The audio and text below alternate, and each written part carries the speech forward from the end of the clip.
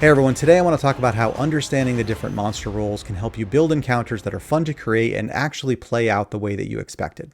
Much of what I discussed today is going to come from pages 54 and 55 of the D&D 4th edition Dungeon Master's Guide, but these tips can be used for any edition of Dungeons & Dragons or even any other role-playing game. I will put links down in the description if you're interested in getting a copy of this book for yourself. When it comes to choosing monsters for an encounter, a lot of attention is given to the challenge rating or CR for that monster. There are a number of formulas that you can use to ensure that you build an encounter that is appropriate for the party and the level of your table. Each edition of D&D has variations for how to determine the right mix of monsters, and this math is always changing as we try to get it just right. But while these calculations consider the armor class and hit points and average damage dealt by the monsters, it doesn't give much weight to the role that the monster will play in the encounter. Relying strictly on the math can lead to an encounter that is well balanced for the party, but just does not play out the way that you had hoped. The most common problem is you create a great location for the encounter, but you populate it with monsters that are just not suited for that environment. Monsters with ranged attacks will be wasted in an encounter in close quarters,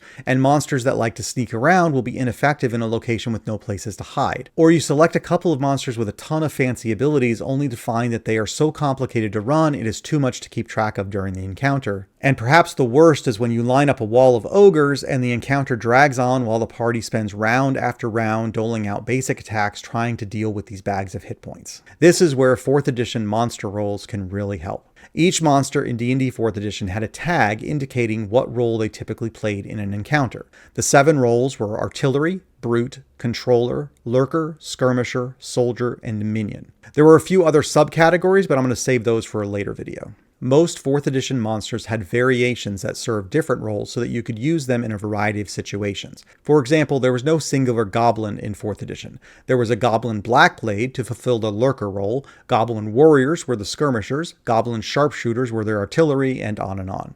You had a ton of options to work with while building your encounters, so whatever specific monster you wanted, there was likely a variation that would fit perfectly. And keep in mind that as with everything else in 4th edition, these were just guides. There were no requirements that you had to play the monster a certain way. The labels simply helped you as the dungeon master to choose the right monsters for the encounter that you wanted to run, and it was super easy to customize a monster to fit your needs. Let's take a look at each role, what their primary function was in combat, and then give some examples of how you could use these roles in 5th edition. First, we have artillery monsters. These are the ranged fighters. They're pretty weak in melee combat, and they stay far from the fight and toss their attacks from a distance. A 4th edition kobold slinger would fit the bill here. In 5th edition, a kobold comes equipped with a sling, so it could fulfill the artillery role.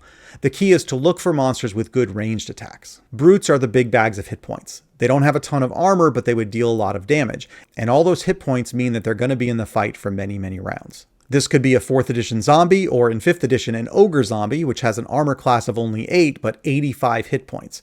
Any monster that takes up a lot of space and has a ton of hit points can fit the bill as a brute. Controllers are the most complicated monsters. They might have a lot of spells or other fancy abilities that can change the conditions of the battle. In 4th edition, you have the Mad Wraith. In 5th edition, you had the Wraith with its life drain and create specter actions, and the incorporeal movement gives it abilities that can change the conditions of the battle. Monsters with lots of special abilities and spells will likely be the controllers.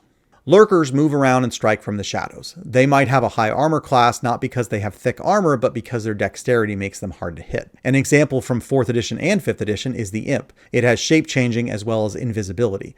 Look for monsters that have abilities that allow them to hide and stay out of sight. Skirmishers move quickly and tend to stay near the brutes and the controllers, using them as shields while they attack the party. In 4th edition, this would be a goblin warrior. In 5th edition, a basic goblin has high dexterity and the nimble escape feature so that they can more easily strike and then disengage as a bonus action. Soldiers are the wall. They stand at the front lines and use their strength to push the party around so that their allies can deal more damage. In 4th edition, you had the Hobgoblin Soldier. In 5th edition, this would be a Hobgoblin Captain. It has an armor class of 17, which makes them really tough to hit, and their multi-attack means that they're going to be a force to be reckoned with. These monsters will likely have the highest stats of any creature in the encounter. And lastly, we have minions. These were exclusive to 4th edition. Minions are special in that they have only a single hit point. Any hit will take them out of the fight immediately. They are a great way to put a ton of creatures into the encounter without worrying about killing the party. The 4th edition monster manual has a ton of minions available. To use minions in 5th edition, simply find a monster that you want to use and create a variation that has a single hit point. I know that was a lot to take in, so here's a few simple things to consider. If the primary attack for a monster is a ranged weapon, then their role is likely artillery or skirmisher.